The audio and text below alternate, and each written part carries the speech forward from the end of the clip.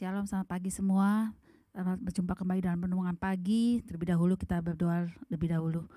Tuhan Yesus, terima kasih Tuhan untuk pagi hari ini Tuhan. Kami boleh kembali bersekutu kepadamu, persiapkan hati dan pikiran kami untuk senantiasa Tuhan boleh mendengar kebenaran firman-Mu. Kami terima hanya di dalam nama Tuhan Yesus Kristus. Kami sudah berdoa dan mengucap syukur. Haleluya, amin. Shalom, selamat pagi semua. Selamat bertemu kembali. Dalam renungan pagi hari ini saya beri tema berhenti sejenak. Temanya berhenti sejenak, dan saya ambil renungan dalam kisah, dalam perumpamaan Maria dan Marta ya. Tidak kita buka di dalam Alkitab kita di dalam cerita Maria dan Marta. Di dalam Lukas 10 ayat 38 sampai 42. Saya akan bacakan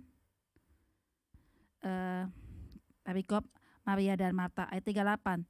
Ketika Yesus dan murid-muridnya dalam perjalanan, tibalah ia di sebuah kampung. Seorang perempuan yang bernama Marta menerima dia di rumahnya. Perempuan itu mempunyai seorang saudara yang bernama Maria. Maria ini duduk di dekat kaki Tuhan dan terus mendengarkan perkataannya. Ayat ke-40, sedang Marta sibuk sekali melayani, ia mendekati Yesus dan berkata, Tuhan, tidakkah engkau peduli bahwa saudaraku membiarkan aku melayani seorang diri? Suruhlah dia membantu aku. Ayat 41, tetapi Tuhan menjawabnya, Marta, engkau khawatir dan menyusahkan diri dengan banyak perkara, tetapi hanya satu saja yang perlu. Maria telah memilih bagian yang terbaik yang tidak akan diambil daripadanya. Amin. Ya, tema ini berhenti sejenak. Saudara, pernahkah kita merenungkan bahwa kita di dalam kehidupan sehari-hari kita sudah capek, sudah lelah, waktu yang Tuhan berikan kita 24 jam sehari, saudara. Tapi pernahkah kita berhenti sejenak ya ada di dalam hadirat Tuhan? Kita berhenti sebentar dari kegiatan aktivitas kita yang selalu sibuk. Rasanya tuh Tuhan berikan kita waktu 24 jam tuh kurang ya. Rasanya tuh sangat kurang deh. Apalagi kalau kita sibuk bekerja ya, nggak terasa tuh waktu hingga sore, hingga malam tuh kita belum selesai menyelesaikan pekerjaan kita. Jadi kita selalu rasanya tuh kurang 24 jam, saudara. Tapi Tuhan inginkan di renungan hari ini, Tuhan katakan berhenti sejenak. Pernahkah kita merasa capek ya? Apa yang kita kejar di dunia ini gitu ya, kita kerja cari uang, cari apa gitu ya. Pernahkah kita menyibukkan diri mencari Tuhan hanya beberapa saat aja ya? Yang Tuhan inginkan tuh saat teduh bersama dengan Tuhan. Saudara, di dalam cerita Maria dan Marta ini ada dua orang ya. Bagaimana dia menyikapi kehidupannya tuh sehari-hari, dan dia tuh mencari hadirat Tuhan. Hadirat Tuhan caranya dengan katakan di sini kalau Marta tuh hanya sibuk urusan melayani Tuhan ya. Tetapi kalau Maria selalu dia mau dekat kaki Tuhan, tersungkur di kaki Tuhan ya. Sehingga dengan di situ dia melihat bahwa dia butuh Tuhan. Dia hatinya itu dia serahkan kepada Tuhan, sehingga tuh dikatakan untuk ayat-ayat selanjutnya, hati Tuhan tuh apa ya, sehingga Tuhan punya belas kasihan terhadap Maria pada saat dia meminta atau Lazarus mati ini ya. Dia bilang, Tuhan, dikatakan perkataannya sama, saudara.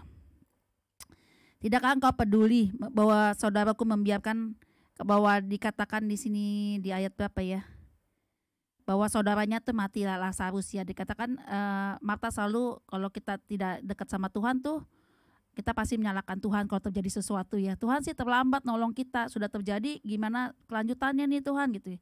Tapi selalu dikatakan kisah ini kita melihat Maria tuh lebih fokus kepada Tuhan nih ya. Jadi fokus mencari Tuhannya lebih dahulu, mencari hatinya Tuhan. Sehingga saat itu ada juga di dalam Yohanes kita baca ya. Percakapannya sama, tetapi hati Tuhan tergerak kepada Maria. Itu yang kita cari tahu kenapa hati Tuhan berbelas kasih kepada Maria. Ya, di sini nih, di dalam Yohanes 11 ayat 32. Ya, setibanya Maria di tempat Yesus berada dan melihat dia, tersungkur ia di depan kakinya dan berkata kepadanya, Tuhan, sekiranya engkau ada di sini, saudaraku pasti tidak mati. Ketika Yesus melihat Maria menangis dan juga orang-orang Yahudi yang datang bersama-sama dia, maka masgulah hatinya. Ia sangat terharu dan berkata, di manakah dia kamu baringkan? Jawab mereka, Tuhan, marilah dan lihatlah. Dan kisah selanjutnya ini akhirnya Lazarus dibangkitkan nih saudara. Ini saya mau tekankan ada dua pribadi, Maria dan Marta. Kenapa kalau perkataannya sama, ya, meminta bahwa Tuhan membangkitkan Lazarus. Tapi kok hati Tuhan tuh ada di Maria, karena Maria tuh mengambil bagian itu, duduk di kaki Tuhan, ya. Dia tersungkur di kaki Tuhan sehingga itu menurunkan belas kasihan Tuhan. Jadi saudara, betapa penting kita diam sejenak di dalam aktivitas kita, mencari Tuhan, mencari hadirat Tuhan. Pada saat kita bangun pagi, mengucap syukurlah selalu, ya saudara, cari hadirat Tuhan. Ya saudara, jadi kalau mesin aja kadang ya sering dipakai, ya, kayak mobil saya punya kendaraan ya untuk beroperasi, untuk beroperasional, itu sering kali mobil kalau dipakai terus ada aja rusaknya, ya, rusak ini, rusak itu. Ganti kopling, ganti plat ini, ganti itu, ada aja terus, ya, itu dipakai terus, ya. Itu juga kita, kalau kita dipakai terus ya pasti kita kelelahan, capek, dan kita perlu waktu istirahat sejenak, melepaskan itu semua kegiatan rutinitas kita, cari hadirat Tuhan. Karena kalau orang yang dekat hadirat Tuhan pasti ada pimpinan Tuhan dalam hidupnya, saudara, ya. Tidak mungkin kalau kita tidak diitukan oleh Tuhan, tidak diperhatikan oleh Tuhan. Jadi ini percakapannya sama, tetapi reaksi Tuhan, respon Tuhan terhadap dua pribadi ini berbeda. Ya, Tuhan lebih suka kita selalu duduk diam di kaki Tuhan. Artinya apa? Selalu berada di dalam hadirat Tuhan. Ya saudara, untuk kita ada di dalam hadirat Tuhan tuh bagaimana caranya? Satu, ya, kita harus rindu bahwa kita merasa butuh dan kita punya kesadaran, saudara, sadar bahwa benar-benar itu memang kita butuh Tuhan dalam hidup hari-hari, supaya kita terbebas dari setiap masalah, pergumulan. Orang yang dekat sama Tuhan, selalu berada dalam hadirat Tuhan, itu selalu kuat menghadapi masalah, ya. Apapun masalah itu, badai itu boleh datang, tetapi dia pasti kuat, pijakan kakinya kuat, karena selalu berserta dengan Tuhan, dan Tuhan menyertai orang-orang tersebut, ya saudara, ya.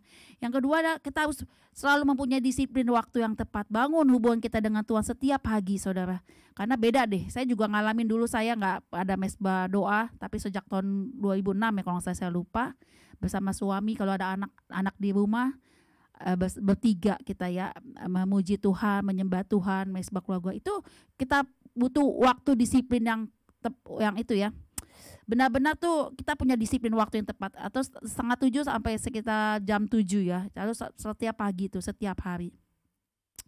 Dan saya rasakan di dalam sepanjang hari itu ada pimpinan Tuhan, ada tuntunan Tuhan, ada kasih Tuhan yang melimpah yang kami rasakan yang luar biasa. Bahkan kejadian-kejadian yang akan terjadi Tuhan luputkan semua. Nanti pada suatu saat, ya, saya akan bersaksi kesaksian yang luar biasa. Tuhan meluputkan saya dari hal-hal yang terjadi hari itu, di mana anak buah diselamatkan dan saya pribadi sendiri saya diselamatkan. Mungkin untuk lain kali, ya, mungkin waktu sekarang terbatas. Yang ketiga, kita harus mempunyai tempat untuk kita bersekutu pada Tuhan. Itu tempat yang jauh dari keramaian, tempat di mana kita bisa mengekspresikan mengungkapkan perasaan kita kepada Tuhan, ya, kepada Tuhan, sehingga kita tuh untuk selalu melekat kepada Tuhan. Kita memberikan hati kita kepada Tuhan, ya saudara. Terus kita harus mempunyai waktu. Kalau saya, ya, bekerja dari pagi sampai siang tuh saya ngurus mobil gitu, ya, driver pada jalan, dan setelah mereka pergi saya selalu ngambil waktu. Kadang-kadang di gudang hanya sebentar, 10-15 menit saya cuma memuji, menyanyi, menyembah Tuhan, nih saudara, ya. Dalam beraktivitas tapi saya tetap memuji, menyembah Tuhan. Itu saya ambil waktu, ya saudara, ya. Saya selalu ambil waktu. Jadi milikilah kerinduan dan kesadaran bahwa kita butuh Tuhan. Tanpa Tuhan kita tidak ada apa-apa, ya. Dan yang keempat, kita perlu komunitas yang membangun kita. Ini puji Tuhan, ya, di SWOT ini ada komunitas yang saling membangun, menguatkan, ya. Kita bersyukur, ya. Kita bersyukur untuk kita ditempatkan di tempat ini. Dan yang terakhir adalah bahwa kita perlu waktu yang tepat untuk memulai, saudara. Mulai saat ini bersekutu dekat sama Tuhan, andalkan Tuhan dalam hidup kita, selalu prioritaskan Tuhan. Ingat, saudara, kalau kita memprioritaskan kita akan menjadi pribadi yang berkualitas, ya, berbeda dengan yang lain. Ya, demikian renungan pagi hari ini, boleh menguatkan kita semua, dan Tuhan memberkati. Shalom, selamat pagi, selamat beraktivitas.